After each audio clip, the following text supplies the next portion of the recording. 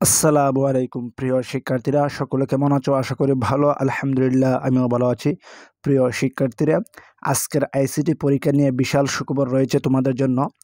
যাদের এমসিকিউ 15টা হয়েছে তারা সবাই প্লাস পাবে ইনশাল্লাহ। তো কিভাবে প্লাস পাবে আমি এখন তোমাদেরকে বিস্তারিত বলে দিচ্ছি। তোমরা যারা আমার এই চ্যানেল নতুন দর্শক, অবশ্যই চ্যানেলটা সাবস্ক্রাইব করে দাও পরবর্তী সকল ভিডিও সবার আগে পাওয়ার জন্য। তাহলে বলি, এখন শুনে নাও। প্রিয় শিক্ষার্থীরা, তোমরা জানো যে তোমাদের পরীক্ষা 50 মার্কের হয়েছে।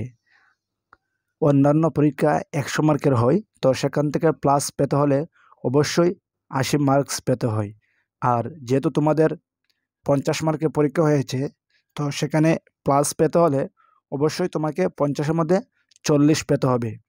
40 যদি পাও তাহলে কিন্তু তুমি এ প্লাস পাইবা।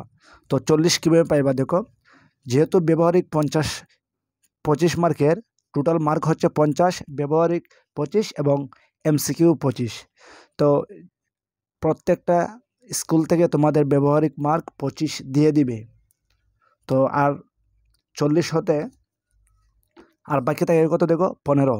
তো তোমার এমসিকিউ যদি 15টা হয় তাহলে নিশ্চিত তুমি ধরে রাখো এ প্লাস পাইবা। আর 25টা এমসিকিউর মধ্যে 20 শিক্ষার্থীরা কিন্তু 15টা হবেই হবে।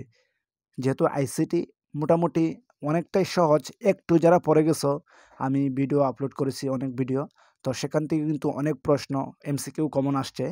তো তোমরা যারা ভালো একটা পরীক্ষা দিয়েছো, মোটামুটি 15টা এমসিকিউ হবে 25টার মধ্যে, তারা কিন্তু নিশ্চিত এ প্লাস পাইবা। তোমরা এটা জানা নাও, সবচেয়ে বেশি কিন্তু তোমরা এ প্লাস পাইবা আইসিটিতে। তো আশা করি তোমরা এই সকল বিষয়গুলো বুঝতে পেরেছো। ভিডিওটা যদি ভালো লাগে অবশ্যই চ্যানেলটা সাবস্ক্রাইব করে দিবা পরবর্তী সকল আপডেট সবার আগে পাওয়ার জন্য। একটু পরে আমরা কৃষি শিক্ষার কমন এমসিকিউ নিয়ে আসবো। সবাইকে ভিডিও দেখার আমন্ত্রণ রইল। ধন্যবাদ সবাইকে।